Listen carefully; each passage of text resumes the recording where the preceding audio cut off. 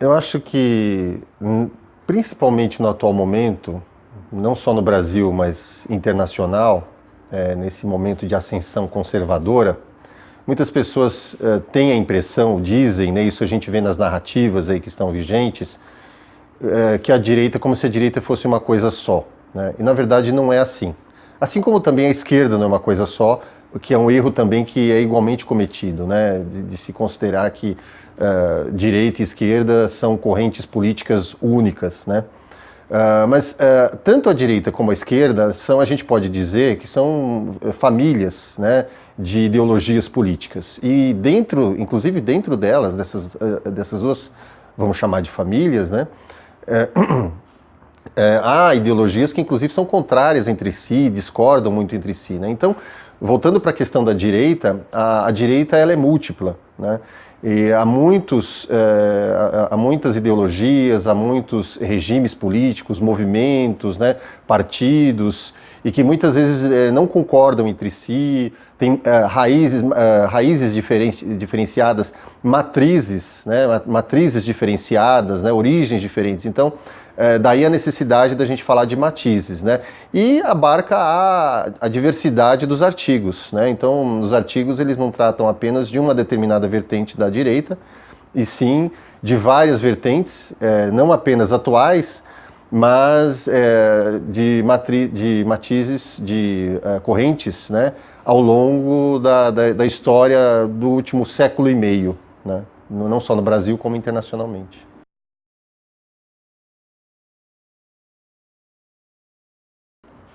Então, justamente, não apenas por conta dessa ascensão que eu citei, né, dessa ascensão conservadora, né, mas a- nos últimos, talvez nos últimos 30 anos no Brasil, há uma ênfase, né, natural, eu acho, né, em estudos, quando a gente está falando da área de humanas, então, por exemplo, na área de história, na área de sociologia, de ciência política, há uma tendência, houve uma tendência nas últimas décadas de estudos sobre a esquerda, né? De movimentos de esquerda, partidos de esquerda, né? É natural devido aos progressos políticos que a esquerda teve nesse período, né? E muitas vezes, e a grande maioria das pessoas que fazem esse tipo de estudo, de pesquisa, elas são membros, são militantes desses partidos. Então, é uma tendência mais ou menos natural. As pessoas se sentem à vontade e querem, às vezes até parte da sua militância, elas pesquisam como parte da sua militância política, né? Ah, de uns 15 anos para cá, mais ou menos, né, a gente pode dizer que tem surgido, felizmente, alguns estudos aí sobre a direita. E diferente dos estudos sobre a esquerda, esses estudos sobre a direita, eu estou falando dos estudos acadêmicos, né, nessas mesmas áreas aí de humanas, né, não são pessoas partidárias, ou a grande maioria pelo menos não são pessoas partidárias desses movimentos de direita, né. Eu posso tomar por mim mesmo, né, que estudei o integralismo tanto no mestrado como no doutorado, né, e apenas para não querendo ficar apenas na autorreferência, né, conheci, através dos anos, várias pessoas que estudaram a direita e não são partidárias desses movimentos, TFP, monarquia, né, neoliberalismo, né? Mas existe uma grande necessidade disso, né? E um problema que eu enfrentei, e vários desses meus colegas enfrentaram, às vezes uma certa...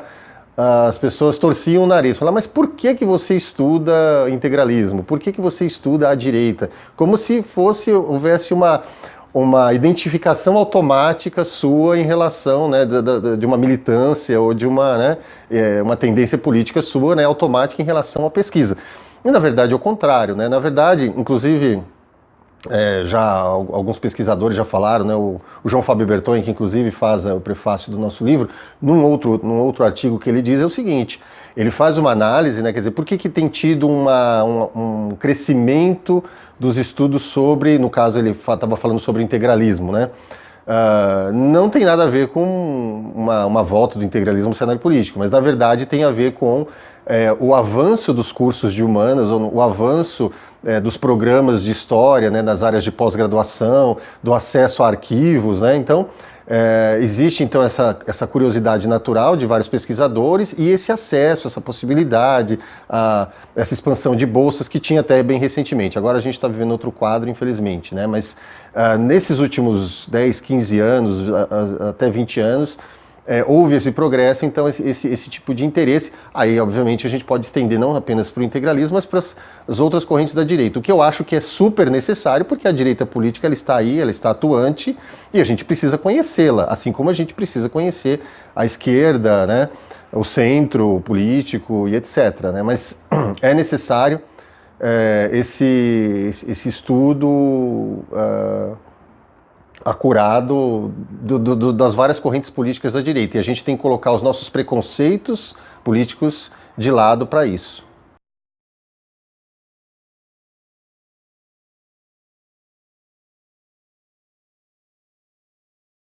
Quando eu comecei a estudar o integralismo, havia relativamente poucos estudos, né? Depois do meu... Quando eu terminei meu mestrado, já estava havendo um acréscimo rápido, quer dizer, eu acabei tendo contato com várias pessoas que estudaram o tema, né?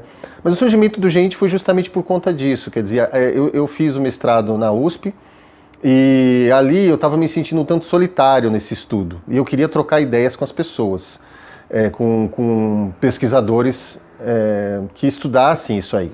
E naquele momento na USP não havia, né? E eu resolvi então usar, já naquele tempo a gente está falando aí eu comecei o mestrado em 99, né, a gente já tinha o uso da internet, não tinha internet 2.0 e tal, mas as pessoas já usavam bastante e-mail e tinha sido criado relativamente recentemente, naquele momento, as listas de discussão. E eu entrei numa lista de discussão da ANPU, que é a Associação Nacional de História, né,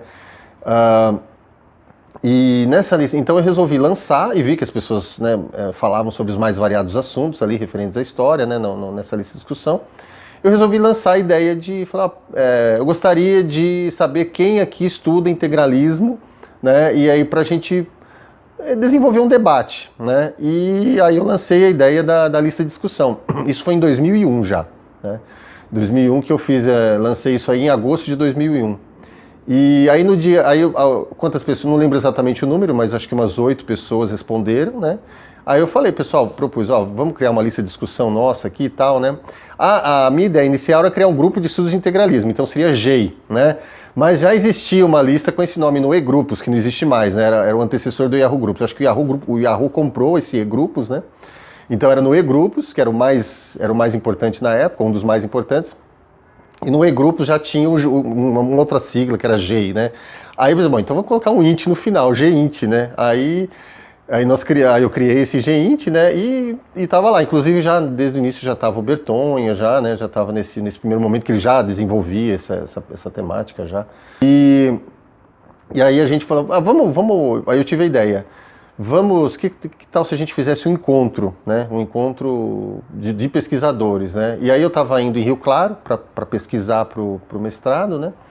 E lá eu fiz a proposta para a superintendente do arquivo, e aí ela topou. Eu falei, a gente pode fazer um encontro de pesquisadores aqui e tal, e aí, né, eu me elenquei, né? Alguns inclusive já tinham feito pesquisa lá e tal. E aí nós fizemos o primeiro encontro em 2002, em outubro de 2002 nós fizemos o primeiro encontro de pesquisadores do integralismo, né? E daí em diante nós fizemos depois, em 2003 fizemos outro encontro em Porto Alegre, 2005 fizemos um em Ponta Grossa, e aí ia crescendo, a rede crescendo, né? Depois a gente teve um hiato, 2010 em Juiz de Fora, depois 2013 na USP nós fizemos, né? Já faz um tempinho que a gente já não tem alguns encontros, mas a gente está sempre em contato e a produção bibliográfica ela já é grande, quer dizer, esse aqui é mais um livro a respeito, né? Aí a gente saiu da temática integralista, ampliou, né? A gente tem muitos pesquisadores do integralismo, mas tem outras pessoas que estudam outros segmentos da direita também, como pode ser visto aí no livro.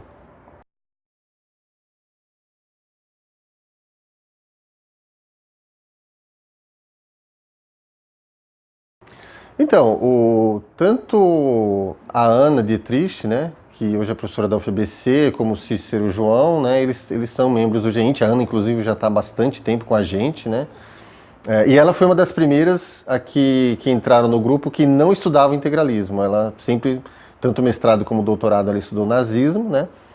E aí, em 2011, ela já tinha defendido o doutorado, e aí ela numa Ampu Nacional que nós nos encontramos, que foi na USP, ela me propôs, ela me convidou, né, que eu fiquei muito honrado aí para fazer o prefácio do livro dela, né, do nazismo tropical e tal. E, que já foi lançado há bastante tempo, né, acho que foi em 2012, né, o lançamento do livro. E o trabalho dela é um trabalho de fôlego, né? Uma das coisas que mais me chamaram a atenção, e acho que uma das grandes contribuições do trabalho dela é a abrangência do Partido Nazista no Brasil. Abrangência em termos de estados, né? Claro que ele era restrito às comunidades alemãs, né? E elas não em alguns estados ela era muito grande, mas em alguns estados ela era bem reduzida, mas influente, sempre influente. Então, ela ter mapeado, por exemplo, grupos nazistas até em Pernambuco, né, na Amazônia, né, isso acho que é uma das grandes contribuições, Minas, etc. E aí o prefácio que eu fiz um link com as relações, algumas relações que o integralismo e o nazismo tiveram, né, ali, ou como que eles eram vistos na época, etc. O trabalho do Cícero João, já dentro, né, dessa questão do integralismo, ele faz Forças do Mal, né, é uma fala do próprio Barroso em relação aos judeus, ou seja, Barroso é a grande figura, o grande divulgador do antissemitismo no Brasil, né? O Brasil, felizmente para nós, não tem uma tradição antissemita como alguns países, né, principalmente na Europa, mas, por exemplo, na Argentina é um sentimento mais arraigado, né? Se a gente pegar as Américas, né, ou mesmo os Estados Unidos, mas ele existe também entre nós. E o Gustavo Barroso foi um dos grandes incentivadores do antissemitismo. E o trabalho do Cícero, então, é explorar esse lado do Gustavo Barroso, né, essa questão Gustavo Barroso, porque o Barroso, ele não era uma figura pequena, né? Ele era, inclusive, fora do integralismo, né? O Gustavo Barroso ele era o número 2 do integralismo, ele só perdia importância para o Plínio Salgado, né? Mas mesmo antes do integralismo, ele ter entrado na ação integralista, ele já era um escritor maduro, ele era historiador, né? Ele foi diretor do Museu Histórico Nacional do Rio de Janeiro, foi inclusive até morrer, né? Ele montou o museu e ele só ficou afastado por alguns meses, né, por questões políticas envolvendo a questão da Revolução de 30, né, mas já foi reconduzido e inclusive tinha amizade pessoal com Getúlio Vargas e ficou até a morte, né? Então ele foi o grande arquiteto daquele museu, né, e escrevia na imprensa sobre a história do Brasil, né?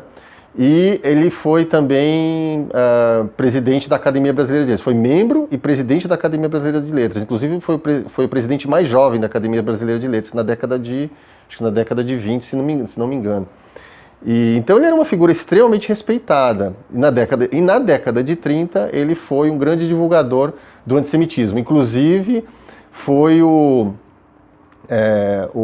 introdutor, o tradutor, o primeiro, acho que o único tradutor daquele famoso panfleto antissemita, Os Protocolos dos Sábios de Sião, que foi desenvolvido na Rússia czarista no início do século XX, né, e foi super polêmico, né, foi muito divulgado na Alemanha nazista, e o Barroso ele traduziu do francês para o português aqui no Brasil, né. Então ele é uma figura que depois da morte, é interessante, depois da morte ele ficou meio esquecido, justamente por conta desse incômodo, né, apesar de ele ser, até a sua morte, ele foi uma figura muito debatida, muito respeitada, logo depois da sua morte ele é discretamente esquecido, né, justamente por conta desse incômodo que gera essa... Aí já tinha tido o Holocausto, já tinha tido a Segunda Guerra Mundial, né, ele morre em 59, né, então, essa questão do antissemitismo dele só volta a ser tratada a partir dos anos 80, né? E o trabalho do Cícero, que eu também tenho a honra de prefaciar, é mais uma contribuição nesse sentido.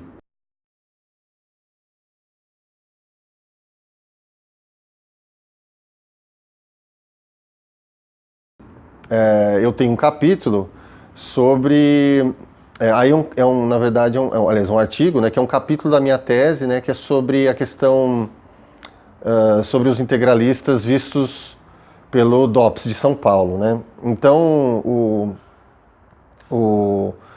eu pego justamente a questão dos contatos que integralistas tiveram com os fascistas italianos e com os japoneses, né? Eu acho que é importante a gente colocar essa questão porque no pós-guerra os integralistas eles negam qualquer tipo de associação com os fascistas, com os nazistas, né?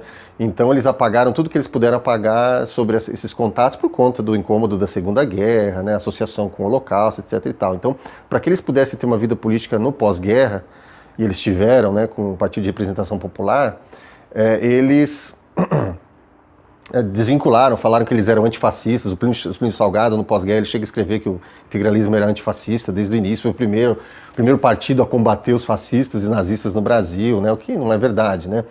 E o que esse meu artigo revela é que o DOPS ele tinha fotos, né, dos integralistas em reuniões fascistas no interior de São Paulo. No caso, eu analiso uma foto que foi tirada em Avaré, né, no clube, agora eu não lembro o nome, não era clube italiano, associação italiana, uma coisa, sociedade italiana, uma coisa assim, que já estava fascistizada, né, em 37, ela acontece em 37, e aí você vê lá, né, depois a foto está lá no artigo e tudo mais, você pode ver lado a lado os camisas pretas, né, os italianos que moravam no Brasil, a comunidade era imensa, né, e os camisas verdes, né, estavam lado a lado, havia uma solidariedade ideológica, né, e o DOPS ele apreende essa foto e depois eles usam isso no contexto da Segunda Guerra Mundial, que é um contexto complicado, porque os fascistas também estão sendo perseguidos politicamente, os integralistas e tal,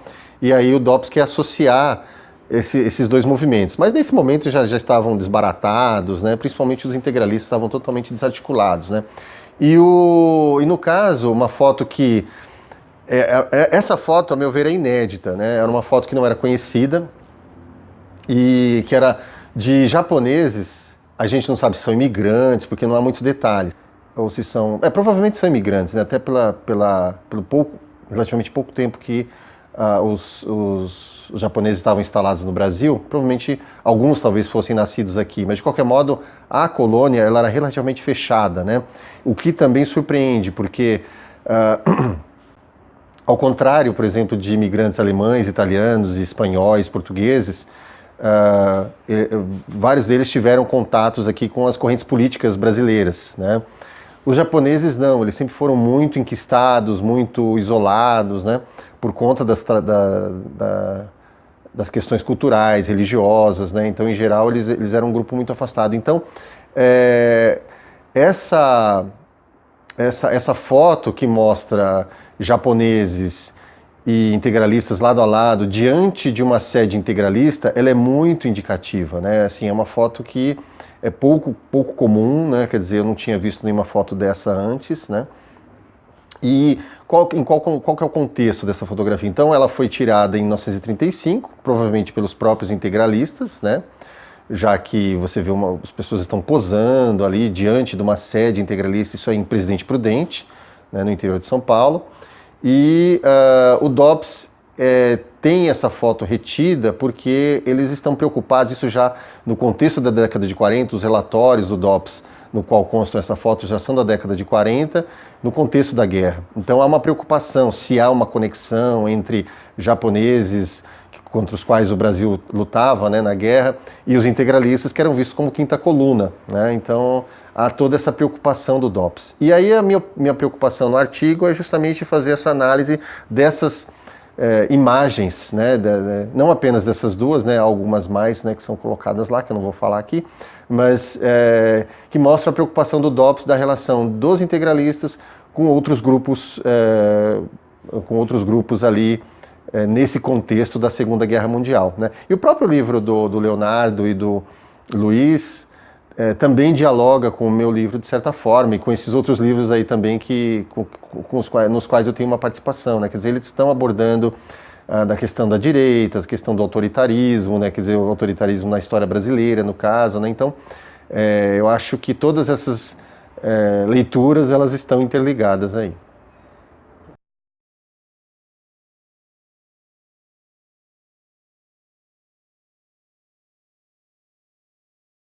É engraçado, acho que quando a gente está escrevendo, e acho que principalmente depois que a gente termina, né, seja o mestrado, doutorado, muitas vezes a gente tem uma certa reticência, uma certa hesitação em publicar, né? A gente fala, ah, não, meu trabalho não está tão bom assim e tal, né? E a gente deixa lá, né, meio só lá na biblioteca lá da universidade e nos nossos arquivos pessoais, né?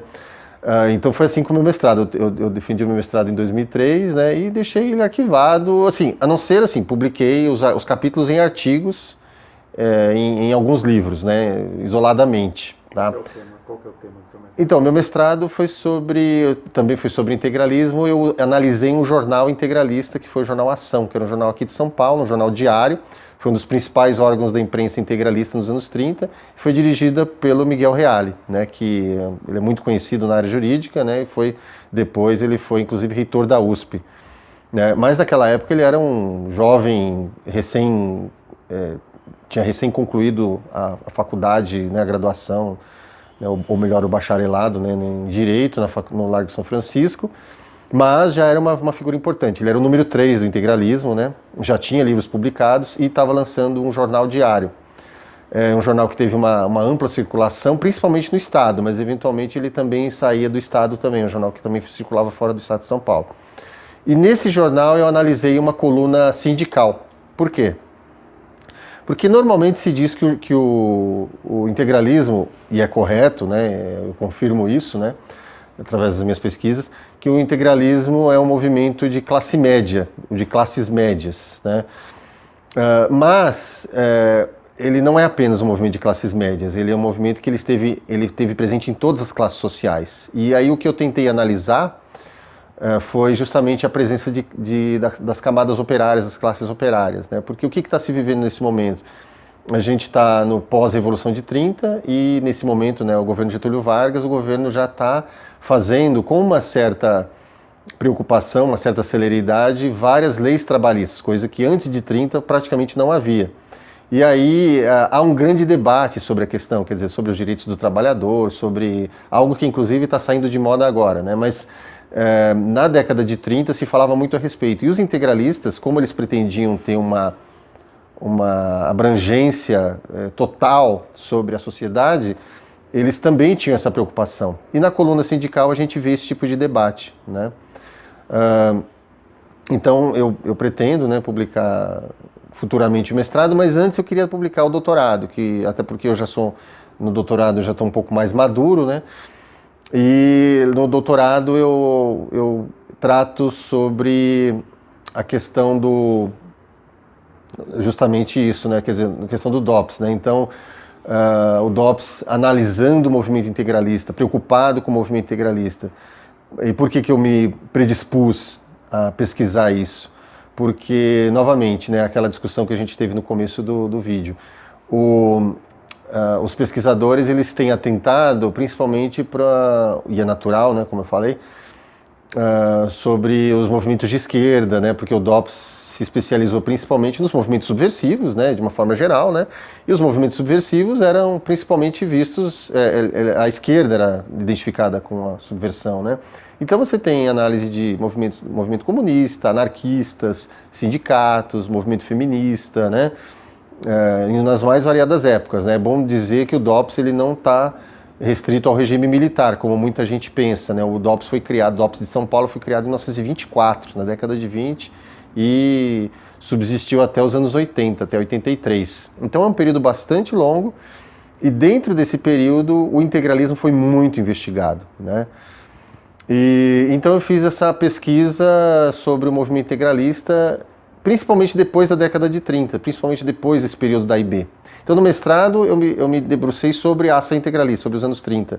E no doutorado eu me debrucei no período pós-AIB, a partir de 37. Então os integralistas no Estado Novo, os integralistas depois de 45 no Partido de Representação Popular. Como que o DOPS via essas manifestações dos integralistas. Foi sobre isso que foi o meu doutorado. E aí eu pretendo publicar aqui pela Todas as Musas também.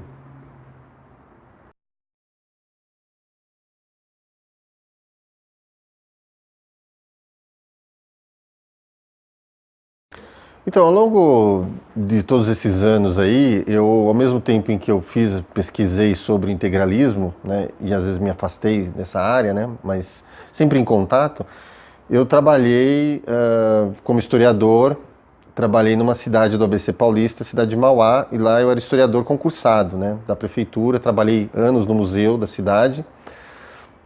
O museu é uma casa bandeirista, né, uma casa do século XVIII, é uma construção, uma das mais antigas da região do ABC, aí, uma das mais antigas da Grande São Paulo, né? Então, e lá, eu juntamente com mais um historiador local e com estagiários e tudo mais, a gente foi incumbido de escrever em 2004, no ano dos 50 anos de emancipação da cidade de Mauá, sobre a história da cidade, né? Então foram encomendados 4 livros, um sobre a história da educação no município, outro sobre a história da cultura, outro sobre o esporte e um quarto sobre a história política, né? E nós dividimos aí, eu e esse outro historiador, nós dividimos, né, essa incumbência e eu fiz alguns textos sobre a história da educação na cidade, então eu recuei até pesquisas, por exemplo, fui até o Arquivo do Estado, fui em vários locais, inclusive na própria cidade, entrevistamos pessoas, né, na cidade. Sobre a história da educação, então, eu levantei sobre as antigas escolas isoladas daquela cidade, né, e sobre o grupo escolar, que é de 1935. Né? Eu achei interessante falar sobre as escolas isoladas, que é uma visão totalmente diferente que a gente tem de escola hoje. Quer dizer, eram grupos de alunos que variavam do primeiro ano ao terceiro ano primário, né, que seria correspondente. Eles ficavam todos numa mesma sala e não havia prédios públicos.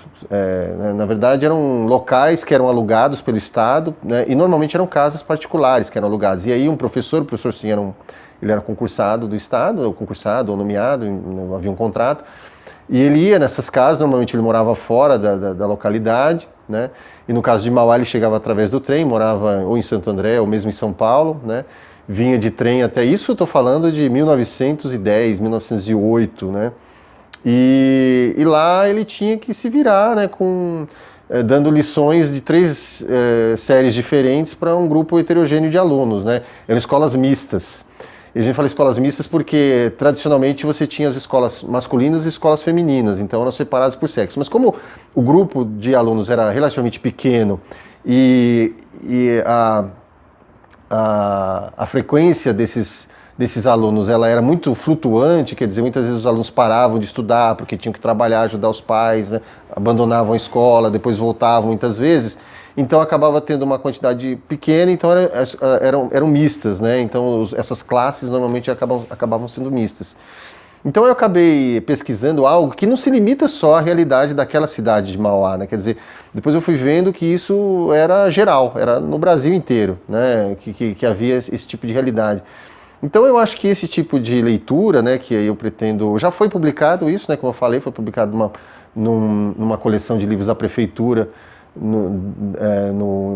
em 2004, e agora pretendo publicar novamente, futuramente aí, né, eu acho que pode ser bastante interessante para quem estuda a história essa história local, né? Essa história local que serve para qualquer localidade, né? Então eu também pesquisei, por exemplo, sobre a história política da cidade, né? Desde as vésperas da emancipação até 2002, né? Então, por exemplo, como é que foi a questão da repressão da ditadura militar no município, como é que foi a campanha pela emancipação, como foram as várias campanhas eleitorais, né, municipais, né, as forças políticas do município, como atuaram os partidos políticos, que eram forças nacionais, né, dentro do município, as conexões com forças fora da cidade, né? Então, por exemplo, o município ele se torna emancipado em 1954.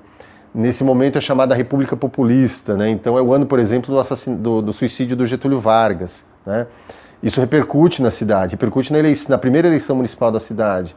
O primeiro prefeito ele é do PTB, né, o partido que era do Getúlio Vargas. Isso numa campanha em que as forças emancipacionistas, autonomistas, apoiavam o candidato da UDN, né? E na reta final, você vê as pesquisas no jornal davam vitória certa para o candidato da UDN, o candidato da direita, e no final quem ganha é o candidato do Getúlio. Mas isso porque também as eleições acontecem logo depois do suicídio do Getúlio Vargas, né? Pouco depois. Então há um reflexo da política nacional na política local.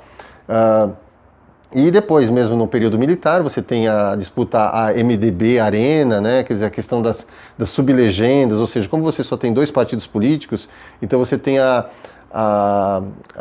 os candidatos à prefeitura, eles não são apenas 2, eles são mais. Então você tem a Arena, tem a sublegenda 1, 2 e 3, MDB 1, 2 e 3. Então você tem um número maior de candidatos dentro de um mesmo partido, né? Já que é uma solução dada pelo regime para esse bipartidarismo forçado, né? Essa camisa de força bipartidária que a ditadura militar impôs ao país, né?